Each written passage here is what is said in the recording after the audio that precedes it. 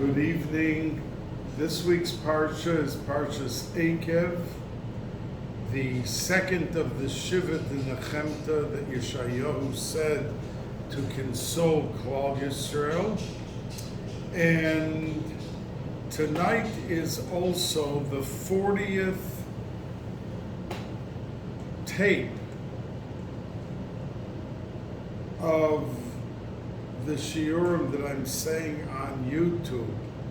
So I want to jump a little bit ahead of myself in honor of the 40th and share with you that we know there are two 40s. There's 40 from Chof Av till Rosh Hashanah, and there's 40 from Rosh Chodesh Elul through Yom Kippur, 40 days. Now each day has in it 24 hours.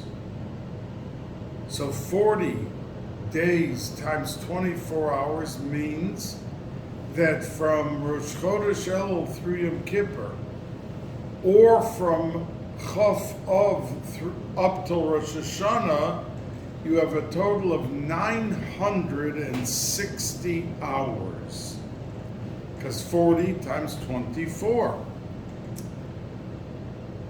And it says that in a mikveh, we know we have 40 saw. That's the measurement of the amount of water in the actual mikveh. But 40 saw, each saw has in it 24 lugin. There's a lug, which is a measurement. So 40 saw with 24 lugin in each saw means that there's 960 lugin in a mikveh. 40 times 24. So Bnei Yissaschar and others bring that these 40 days, whether you're counting from Chof Av till Rosh Hashanah or Rosh Chodesh Elul until Yom Kippur, have in it 960 hours, which just like a mikveh is mitaher and mezachech, it purifies in the fullest way the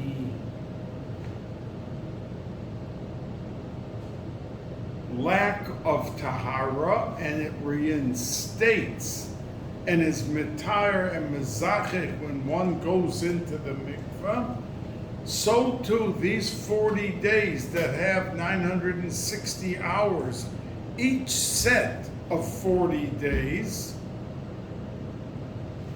the set from Chof Av to Rosh Hashanah or Rosh Chodesh Elul until Yom Kippur, that all of these are able to be mitayer and mezachech, just like the mikveh. And these 40 days that begin with Chof Av, if you add on 5 more days, as Chamisha Osir Be'av, until Rosh Hashanah is 45. And that's how some Svarim teach the pasuk in our Sedra, Va'ata Yisrael, now Klal Yisrael, Mo Hashem Elokecha, Shoel Me'imach. What does Hashem ask of you? And the pasuk continues, Ki'im liyira, a little thing, like just to have yira shamayim. So the Svarim, the Gemara asks, what does the pasuk say, Ki'im liyira? That only to have a little bit yira shamayim. You make it sound like it's a sit, like a little thing, Ki'im liyira, just, that's all we're asking. Excuse me, ask the Gemara,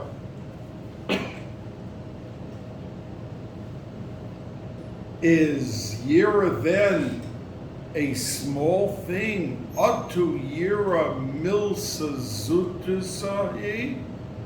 So the Gemara answers and says, Lagabi Moshe, that Hashem was saying this to Moshe Rabbeinu. And for him, Yiras Shamayim was a simple thing. But the problem with that is that the message was not for Moshe Rabbeinu. It was for him to give over to Klal Yisrael. So what do you mean you say it's only a little thing? So one of the Hasidic Sfarim says that Lagabe Moshe, which means by Moshe it's this and that. But those Sfarim touch Lagabe Moshe for the people of the Klal, who are Lagabe Moshe, standing next to the tzaddik, Moshe Rabbeinu. Whoever the tzaddik is in his generation, it's Milsa Zutusei, that if you get attached and you are dovuk on the mitzvahs and the maisim tovim and the avoida of a true tzaddik, then Yiras Shamayim does become a insignificant, it's not the biggest thing to have Yiras Shamayim if you're hanging around a tzaddik and learning from him and watching how he eats and watching how he speaks to people and watching how he davens, then it becomes a milsa zutrisa. And that's how they teach Ma, Hashem Elokecha. Ma is Begematria 45. And that's the 45 days from Chamisha Asar B'Av until Rosh Hashanah is 45 days.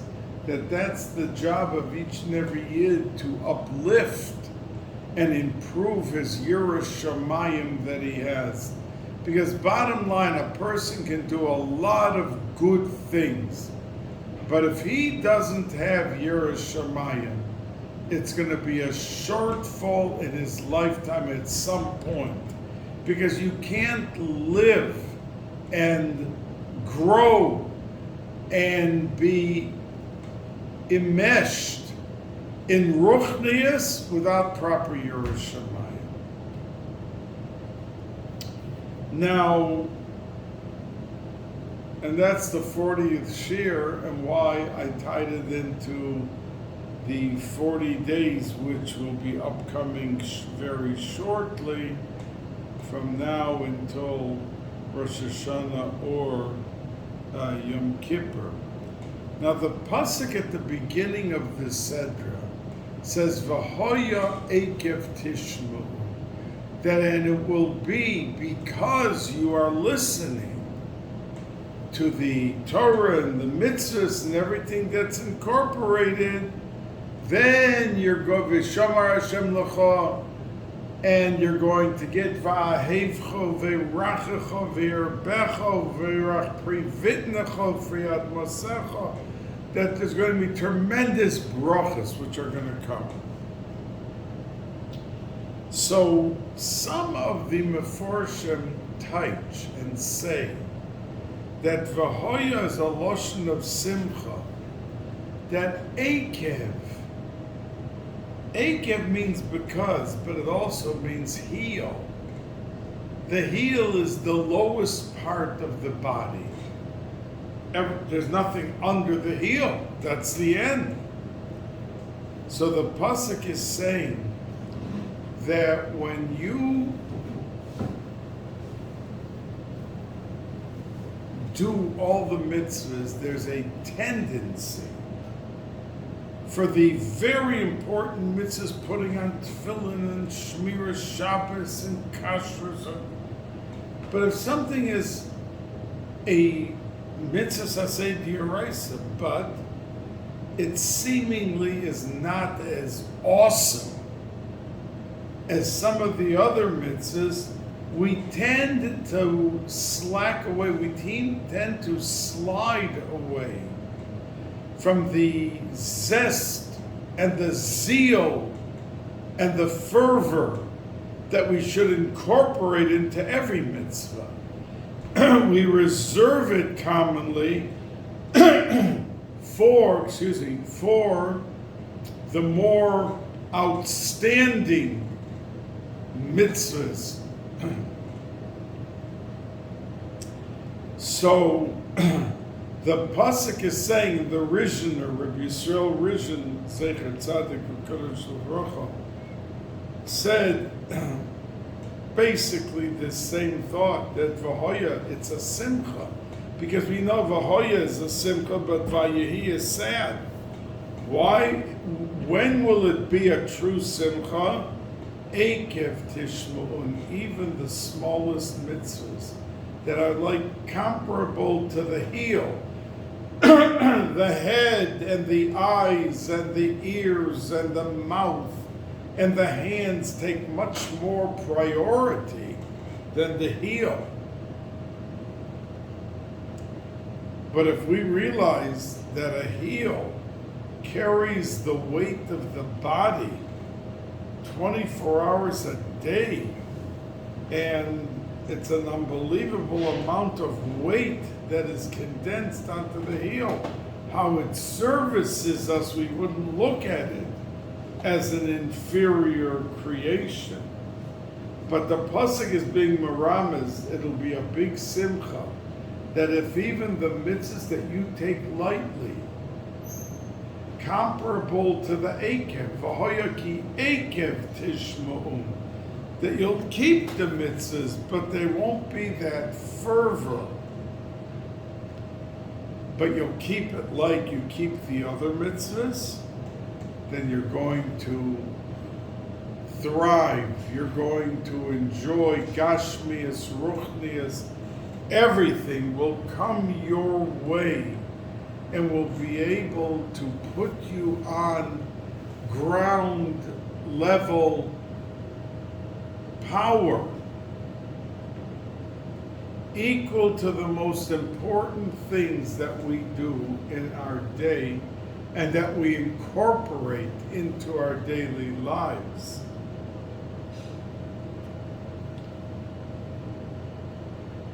Now,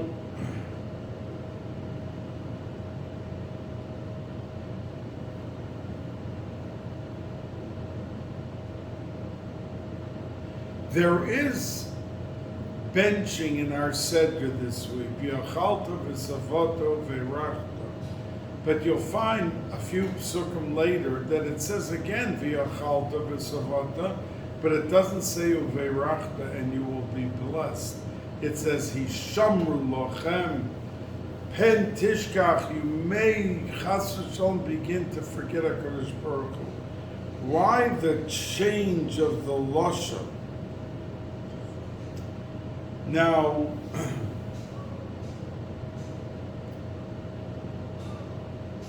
we know that when a person is successful, despite what he'll say before the success, that for him to maintain equilibrium and the level of anova and things that he will do in life and dealing with people and dealing with family, dealing with community, that when there's lots of success, the test becomes much greater.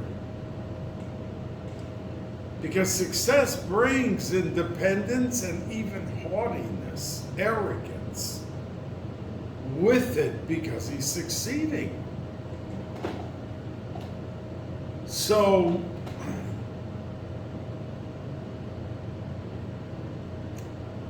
there isn't a person who doesn't have to be on guard when lots of success, and we hope that each and every Yid has lots of success and it comes his way. But when it does, we have to make sure that we are very cognizant and aware and have a checklist for ourselves, because we're the one that's being tested with this success. And the second pasuk that says v'yachalta v'savata, he says hishamru. Because the first pasuk says uveirachta, you're going to be very gebenched. You're going to have lots of bracha, lots of success, lots of good. But hishamru lachem, the next v'yachalta v'savata, that when you become satiated and satisfied, and you lean back, and you could start to become haughty, filled with yourself, that, oh, your brains, your brilliance, your tactical way of doing things brought such great happiness and hatzlacha to you. So then the pasuk comes and says, "Hishamru lachem." You better watch out, because this could be a detour in yourself, in your personality, in your actions, in your speech, in your tzedakah, because you're being tested. Now, I want to tell you that tzaddikim stressed very much. They, let's say, would come to a rebbe or to a tzaddik for a bracha for parnasa. Many times the tzaddik would answer and say, "Oh, you want hatzlacha in what you're doing? What you have to do is what the Zohar HaKadosh says. You have to look at every word during benching and take note of the formation, the tsuros ha'osios, the formation of each and every letter." Now, many people, let's say the Lubavitcher Rebbe, he never benched without a siddur. The Reichmans in Toronto, never, ever, everyone knew it, and they made sure if there was a wedding that they had on their table benchers, because they wouldn't bench without a bencher. And we see they had lots of success, besides much of their personalities remain Torah true servants through the vast gifts that they were given and gave out, and how they handled their demeanor with people. But that success comes from looking at benching as we bench.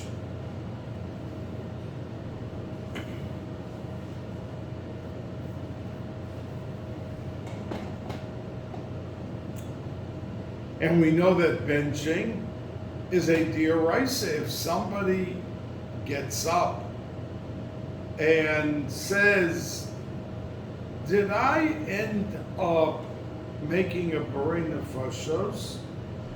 he has to make it again, because Safek brachas lahakel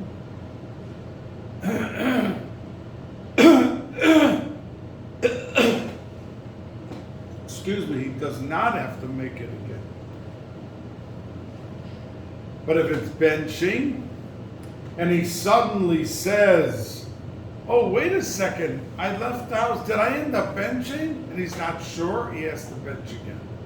That's when he has to say it over, because it's a suffix d'oraisa l'chumra.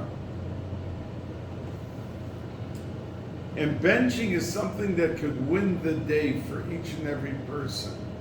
But the Yetzer Hara does everything it can to stop the person from benching inside, because it could open the door to the reservoir of tremendous treasure chests, of tremendous hatzlacha. Now, at the beginning, in the Sedra, we have the second paragraph of Shema. That means last week in Voeschanan, we had the paragraph V'ahavta to Uvi Sharecha. You had Shema Yisrael, Hashem Elokeinu Hashem Echad, and then V'ahavta. That was last week. This week in Eikev, we have the second parsha, V'hoya im Shamoa, ending Kimei Hashamayim al Ha'oretz. Now you will take note, interestingly, that in the first paragraph of last week, we said, Vishinantam levanecha, you should teach the children Torah. And then at the 2 sentences later, we say, Ukishartam la'os al yodecha. We talk about the mitzvah of tefillin. That's the first paragraph of V'ahavta last week. But this week, in Parshas Eikev, we have the second paragraph, and at the end of the paragraph, it says, Ukeshartem osam la'os al yedechem, that it talks about tefillin, and then it comes back and says, V'limadatem osam es b'nechem. So the Mefarshim ask, why is it that we would have last week the mentioning of the teaching of the children in a very forceful way, and then when you come to last week's Sedra, it mentions it only secondarily. That we first talk about Vishinantam Levanecha, that we have to teach Torah to our children. And in the second paragraph it says it secondly, V'limadatem osam es b'nechem. So why was it transposed?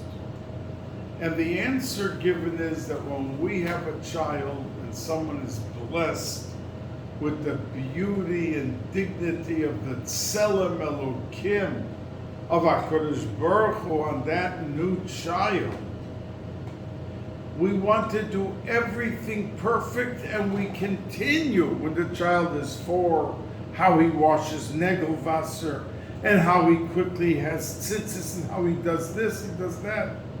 But once the child is bar mitzvah, we feel he's not a baby anymore, he's a young man, and there's no reason that he shouldn't be able on his own 2 feet to do this and to do that. That's the first paragraph, teaching, strengthening, and then the tefillin, which come when he's 13, and occasionally a Baba and Zaydi will come to watch it, to see exactly what he did do, what he didn't do. But the second paragraph mentions first the tefillin, and then it comes to V'limadatem. Because when people become bar mitzvah and they feel like now a young man, and he has certain independence that he didn't have when he was 5 or 6 or 7, and that independence can cause to creep in a lessening of that tremendous thirst displayed in doing a mitzvah. Because as we get older, we allow a leniency into our frame of mind, and we don't. When a bar mitzvah takes the first time his pair of tefillin, he's all into it completely. But 25 years later, he knows it's a mitzvah, and he knows he's giving a nachas ruach to HaKadosh Baruch Hu, but he doesn't do it with the same fervor and the same love and the same fear of Hashem as we would want him to do. So the first paragraph we teach the children with lots of fervor, and then we come to the tefillin. The second paragraph we come to the tefillin and we step in right away about teaching Torah to the children. Because that's when they're vulnerable most, their teenage years, and what they could be doing with their time and their friends, as opposed to the Yerei Shamayim, who won't just do 60 or 70%, he strives for the 100%.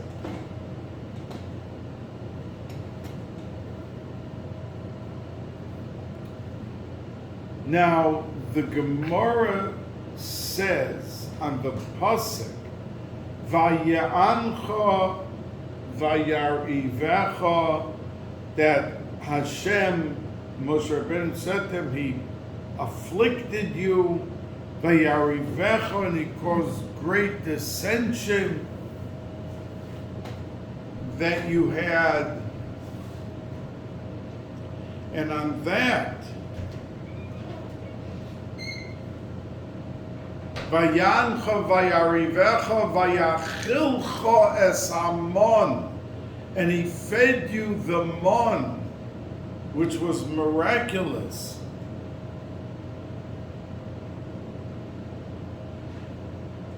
And he gave you the best of the best. So why does it say Vayancha vayarivecha and then right after vayachilcha es hamon? The mon to us was a very pleasant, wonderful memory of how we were able to stand on our own 2 feet with miracles upon miracles each. And every day that we were able to really soar heavenward. And the Medrash says on this that we learn from this pasuk that a person has to light candles, has to bench licht on Erev Shabbos. And everyone's curious, what is the connection of these two to put them together? What does the mon of our pasuk and lighting candles for Shabbos, but the Gemara in Yuma says that part of enjoying food is seeing it. That means there are many people who unfortunately are blind. Lo aleinu, lo aleichem. And they come up very slowly behind you, and they will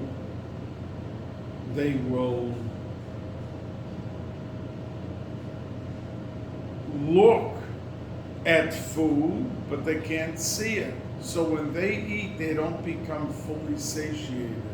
So says the Gemara in Yuma. So mon is something that was heavenly.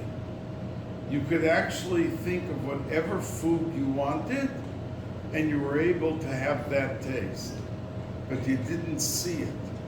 So the Mefarshim on the Medrash say that we have to bench licht on Friday night, because even though it's Shabbos, Oneg Shabbos, the most heavenly great things happen, and that's why we spend so much time, Rosh Hashanah, Erev Yom Kippur, every Yom Tiv, Shabbos to Sudos, we're busy eating and eating and eating, but it's ruchnius, because the food, as the Arizal says, has all the neshamas in it.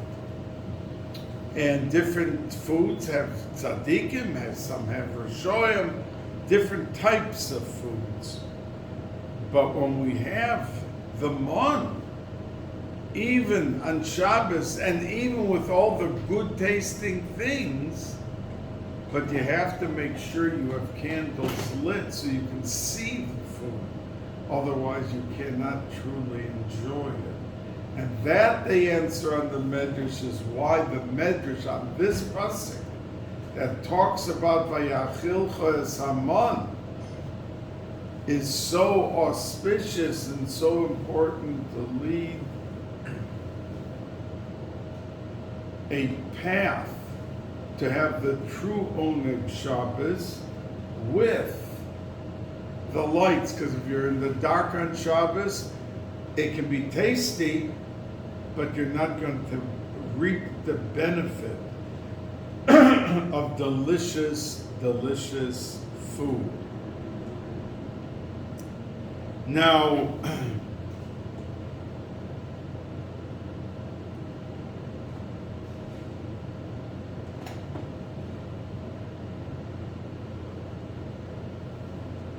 the pasuk says, and Moshe Rabbeinu talks about it, that HaKadosh Baruch Hu had told the Yidden, Psol L'cha,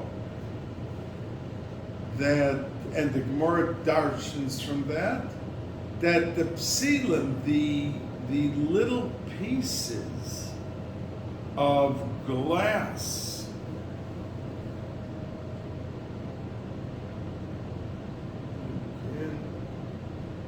you can benefit from.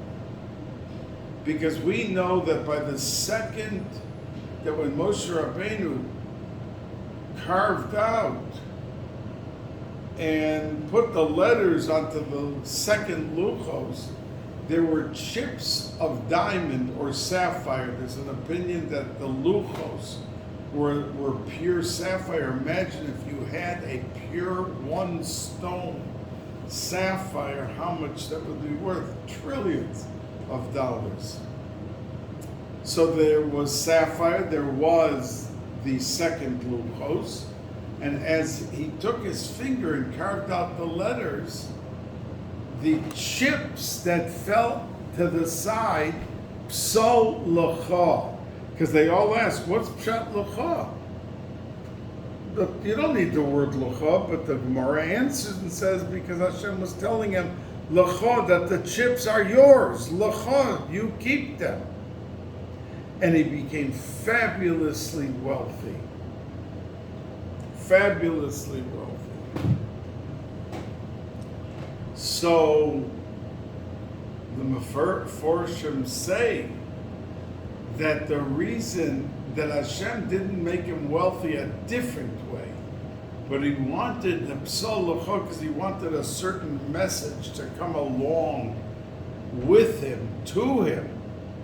And that was that when he said Psal L'cha, chips are usually considered insignificant.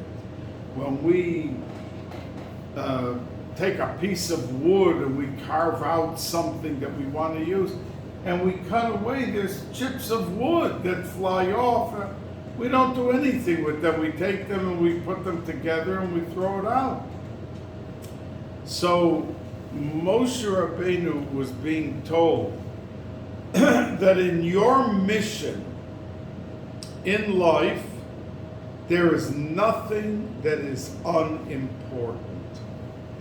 Even the things that are seemingly chips that's discarded, I want you to take the chips and become rich from it.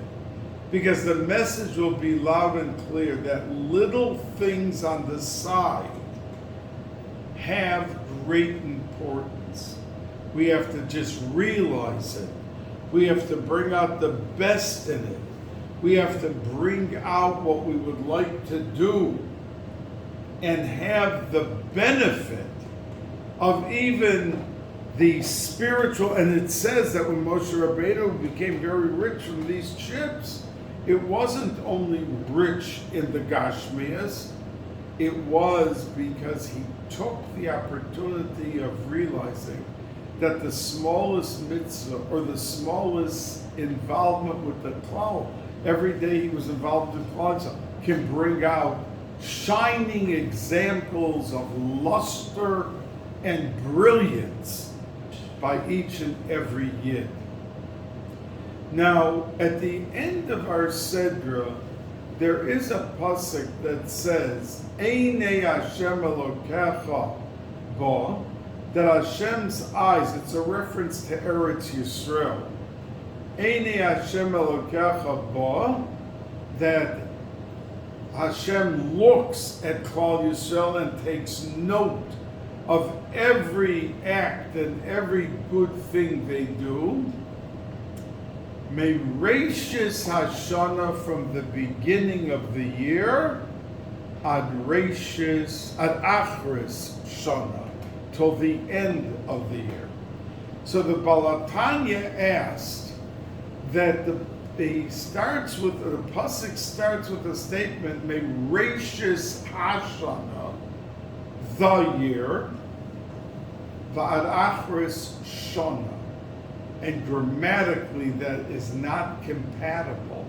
Either you have to say a hey in both places, Mereishis Hashana v'ad Achris Shana, Hashana, also with a hey, or don't put a hey in either place. Just say Mereishis Shana, ad Achris Shana.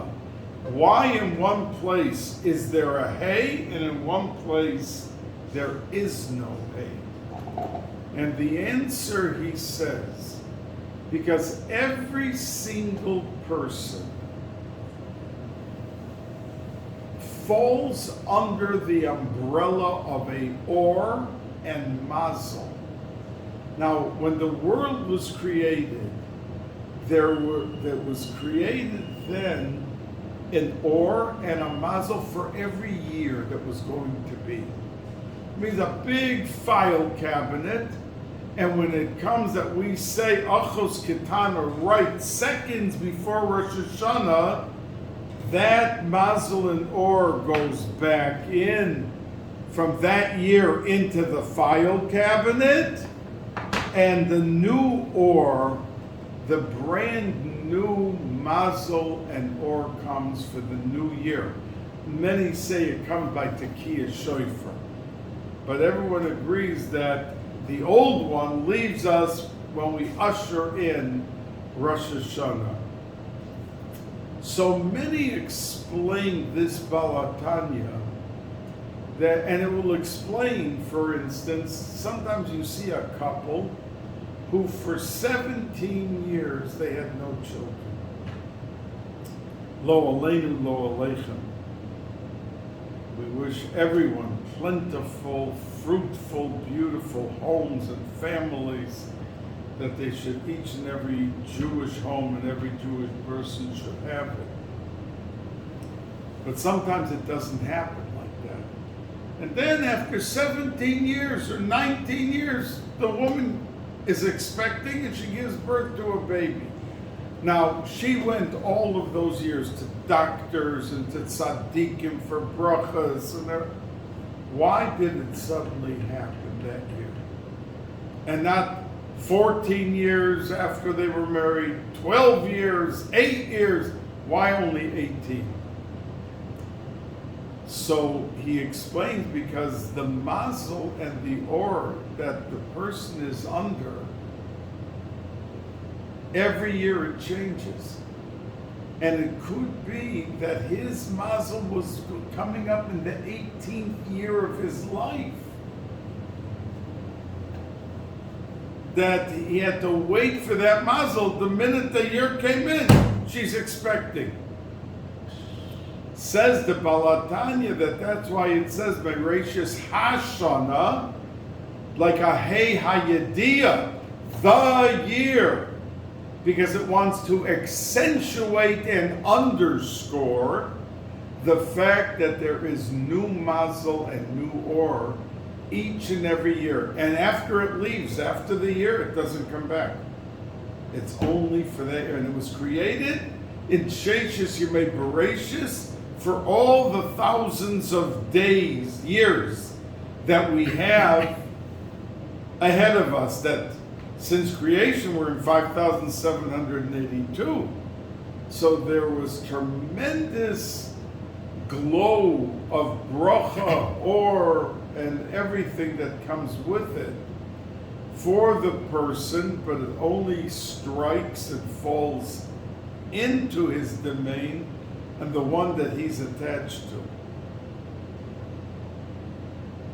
And so explains the Balatanya why one has a hay, the hay hayadiyah, and one has no hay. The message to us is loud and clear. We have to know that we never, ever, ever give up hope. Because when a person, and there were people, I know some 22 years he gave birth. And it's not only that, I know someone who today is very wealthy, but he went through 5 businesses. And every business, and he's a very bright person. It wasn't just, in other words, he knew what he was doing. And the first 5 businesses fell through. He had borrowed money from uncles, from aunts, from grandparents, Babas, Zaydas, to start the business, and he lost everything. And then he went and started a second, and this went on for 5 times, till he hit the 6th business after around 11 years, and became fabulously wealthy and does beautiful things with his money. So the point being that we have to have emunah. And we have to have emunah when we encourage other people. Also, Reb Chaim Brisker once said that when somebody comes to you for help, you have to be a koifer, nebuch, a heretic, an apikoros. You can't say, oh, don't worry, Hashem's going to help. Don't push it off to Hashem. If he came to you for help, help him. That's your job. That's what you have to do.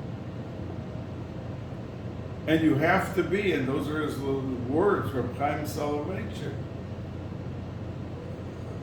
who was the Beis Halevi's son, and was the Brisker of Yerushalayim's father. He says you have to be an apikoros. You can't think, oh, the Rebbeinu Shalom is going to take care of you. Don't worry, he takes care of everyone. No. You have to, if he came to you min hashamayim, it's a siman that it's on your shoulders to respond and do something to help this man.